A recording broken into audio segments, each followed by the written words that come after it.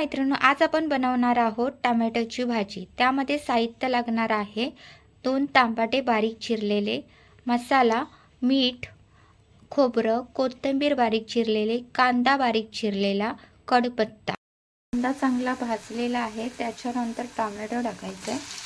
Tomato चांगला भाजून घ्यायचा आहे। त्यानंतर चवीनुसार मसाला टाकायचा आहे।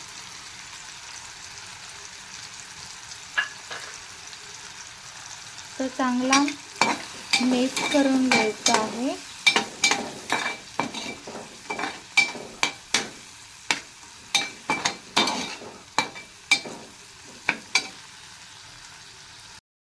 त्याच्यानंतर खोबरं टाकायचं आहे। त्यानंतर मिक्स करून घ्यायचं आहे खोबरं चांगलं।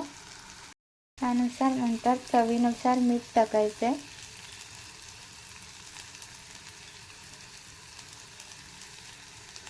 ते मिश्रण मिक्स करून घ्यायचं। त्यानंतर कोथिंबीर वरून द्या।